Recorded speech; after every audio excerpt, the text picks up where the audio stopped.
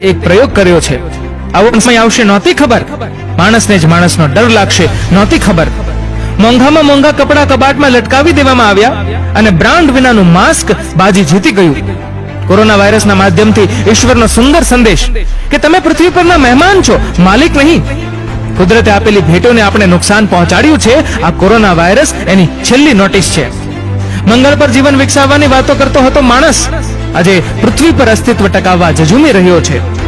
અમુક નાસ્તિક લોકો મેણા મારે છે કે હોસ્પિટલ ખુલ્લા છે અને ભગવાનના દ્વાર બંધ છે। ના ભાઈ, ભગવાનના દ્વાર બંધ નથી। જો અદ્રશ્ય વાયરસમાં તમને મારવાની શક્તિ હોઈ શકે છે, તો અદ્રશ્ય ભગવાનમાં તમને બચાવવાની પણ તાકાત છે। બસ વિશ્વાસ રાખજો। આજે બધા મંદિરો બંધ છે કારણ કે બધા ભગવાન અત્યારે હોસ્પિટલમાં સફેદ કોટ પહેરીને સેવામાં છે। કોણ કહે છે કે ભગવાન નથી દેખાતા? ખાલી એ જ તો દેખાય છે જ્યારે કોઈ નથી દેખાતું। રહી જો ડાળીઓ તો પાંદડા પણ આવશે।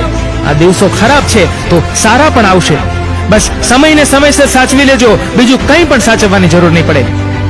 જે સમયે સમસ્યાએ જન્મ લીધો હોય છે, એ જ સમયે સમાધાને પણ જન્મ લીધો જ હોય છે। શતરંજ હોય કે પછી જિંદગી, જીતવા માટે ધીરજ રાખવી પડે। જીવનમાં કપરો સમય તો આવે જ છે, તે તમારા પર આધારિત છે કે તમે તેને કેવી રીતે લો છો। કોઈને અડવું નહીં એ આપણે શીખી ગયા, પણ કોઈને નડવું નહીં એ આપણે ક્યારે શીખીશું? એટલી હદે આઝાદ થયો છે આજનો માનવી કે આજે એને ઘર પણ જેલ જેવું લાગે છે। જીભને સેનેટાઈઝ કરીને ક્વોરન્ટાઇન કરી દો, સંબંધોમાં પ્રસરતો કોરોના વાયરસ અટકી જશે। કોઈ તો એવું સેનેટાઈઝર બનાવો કે જે હાથની સાથે સાથે લોકોના દિલ પણ સાફ કરે।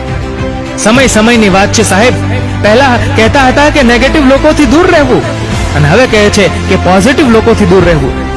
કોરોનાએ લોકોને સમજાવ્યું કે આપણો દેશ અને આપણા ઘર જેવી સુરક્ષિત જગ્યા બીજે ક્યાંય નથી। જ્યારે પરિસ્થિતિ બદલવી અશક્ય હોય ત્યારે મનની સ્થિતિ બદલી નાખો। નિમિત્ત કોણ હતું એનાથી ફેર નથી પડતો। નિર્ણય હંમેશા કુદરતનો હોય છે, જે દરેકને સ્વીકારવો જ પડે છે। સમય પણ ઘણો મજાનો છે સાહેબ। પહેલા મળતો નહોતો અને હવે જતો નથી। ક્યારેક પરિસ્થિતિને સમય પર છોડી દેવી જોઈએ। શું ખબર તે પરિસ્થિતિ તમારા પ્રયત્નો નહીં પણ સમય માંગતી હોય।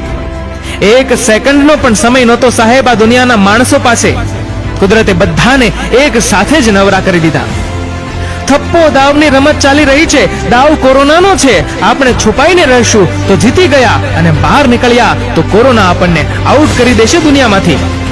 વેન્ટિલેટર કરતા માસ્ક પહેરવું સારું, આઈસીયુમાં રહેવા કરતા ઘરમાં રહેવું સારું, અને જિંદગીથી હાથ ધોવા કરતા સાબુથી હાથ ધોવા સારા।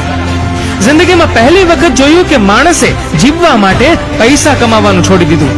સમય સમયની વાત છે સાહેબ। ક્યારેક ઘરે પડ્યા રહેવા વાળાને નકામા કહેવામાં આવતા, અને આજે ઘરે પડ્યા રહેવા વાળાને સમજદાર કહેવામાં આવે છે। મિત્રો, મારો આ વિડીયો પણ